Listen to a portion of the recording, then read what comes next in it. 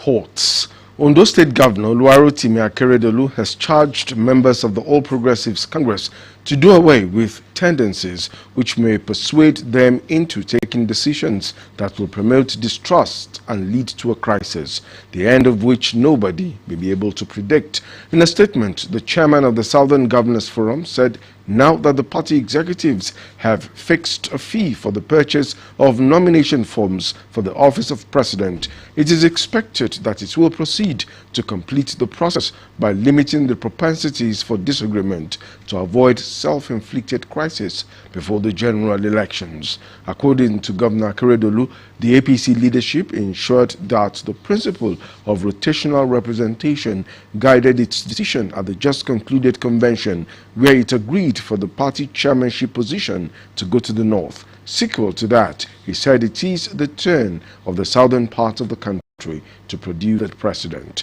He drew attention to the principle of federal character in the 1999 Constitution as amended, saying it will be disingenuous for anyone to argue against rotation at this period.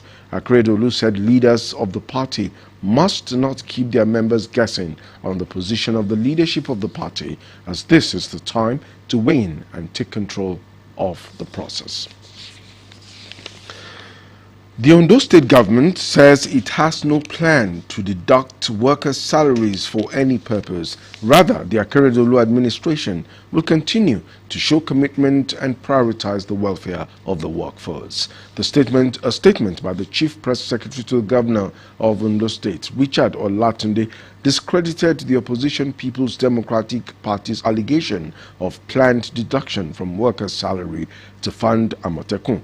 According to the statement, Ondo State workers have always shown commitment and support for Amotekun, which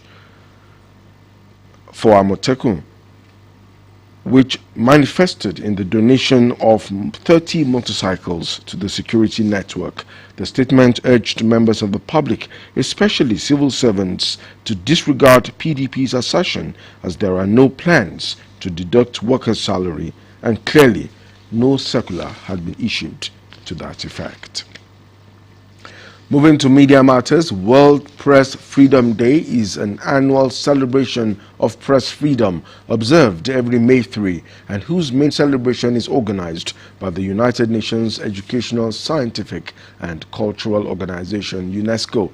It serves as a reminder to governments on the need to respect their commitment to press freedom and is also a day of reflection among media professionals about issues of press freedom and professional ethics. The theme for this year's commemoration is Journalism Under Digital Siege. Not only highlights the ways that endanger journalism, but also the consequences of all these on public trust over digital communications. World Press Freedom Day was proclaimed by the UN General Assembly in 1993 following the recommendation of UNESCO's General Conference in 1991. Meanwhile, as the world marks this year's Press Freedom Day, the Nigeria Union of Journalists, NUJ Ondo State Council, has demanded adequate funding of media organizations to meet economic needs of the workforce. The union also canvassed a review of media salary given the number of hours which professionals put in daily, while welfare of journalists working with private outfits should be given priority by their employers. The state chairman of the union, Leke Adegbite, in a statement reminded government and its agencies, especially security operatives, of the need to respect the rights of media professionals and frowned at incessant attacks on journalists, especially as political parties prepare for the 2023 general elections. Prince Adegbite hinted that Ondo NUJ will soon reconstitute its special task force against fake journalists and quackery to work with security agencies and other stakeholders to flush out non-professionals in the state. The NUJ chairman also pledged to enhance members' welfare and sought their cooperation to move the union forward. In the meantime, broadcast journalists have been encouraged to uphold ethical practices to fit into the demands of 21st century broadcasting. The charge was given at a one-day broadcast journalism masterclass organized by Black Phoenix Media Limited, held at Okelewa, Abeokuta, the Ogun State capital. Joy Pius reports that the one-day program with the theme, The 21st Century Broadcaster, was aimed at grooming newbies in broadcasting on standards of ethics and of the state's staff of the state's media outfit, Osrc Media Group, were also well represented at the masterclass. Young journalists from different parts of southwest Nigeria, including 9 journalists from Osrc Media Group, converged on Okelewo, Abeokuta, the Ogun State capital, for the Broadcast Journalism Masters class organized by Black Phoenix Media Limited. Addressing participants of compares and journalists, the host and chief executive officer, Black Phoenix Media Limited, Toby Joseph, intimated them on the rudiments of 21st century broadcasting. I look at today's world and I see that it's fast changing and evolving. And I realize that in this 21st century, it is driven by ideas, by creativity, the creative age, the information age, the tech age, and you have to roll with the times or you get lost behind. A veteran broadcaster, Olusesan Ekishola, took the class through the nitty-gritty of script writing, presentation, and programs preparation, with a call to every journalist to own their scripts. The audience is the judge. You are the lawyer, and you're talking to them through your medium, which is either radio or television, and whatever their judgment is determines what your career is. The first one being confidence. Other resource persons, including broadcaster Kum, Nollywood actor Yemi Shodimu, and public speaker Ifi Onyegbule, took participants on audience engagement, public speaking, comparing, and programs production, as well as presentation and news delivery. Whatever information you're dishing out should, of course, grip attention. And that's where presentation styles come in. You don't want to bore who is listening to you. And you want to make it as simple, as short, and sharp as possible. It's just as simple as finding what's inside of you.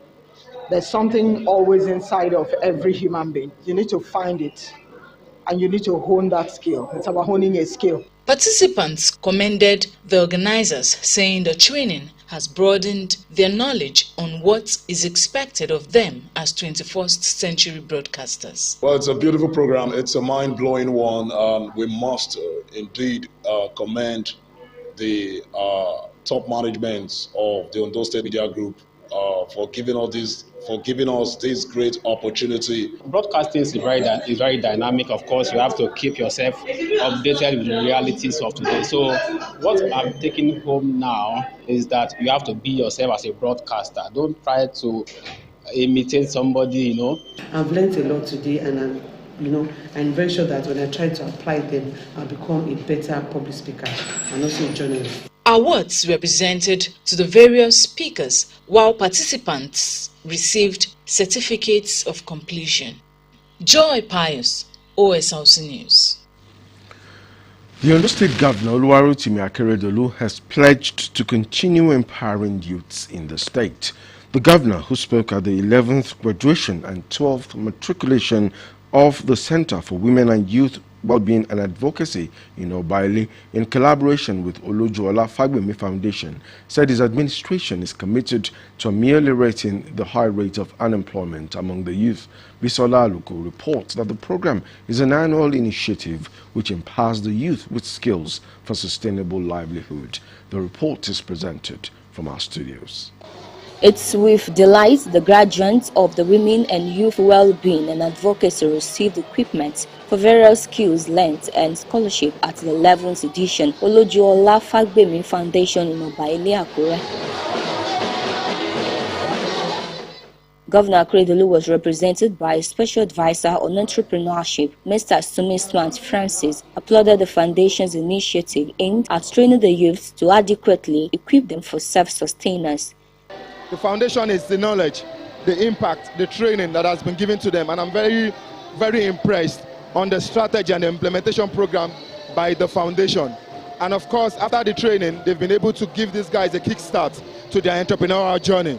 So I want to commend the organizer, I want to commend Chief Mrs. Stella, and I want to commend everybody who is working with her and making this a reality. The founder, Mrs. Koshimani Kolawole, who noted that the initiative was born out of passion to take unemployed youths off the streets, said the foundation is ready to partner with relevant stakeholders with the aim to accomplish its objective. Up to date, 450 unemployed youths have been trained by WOWA and equipped by other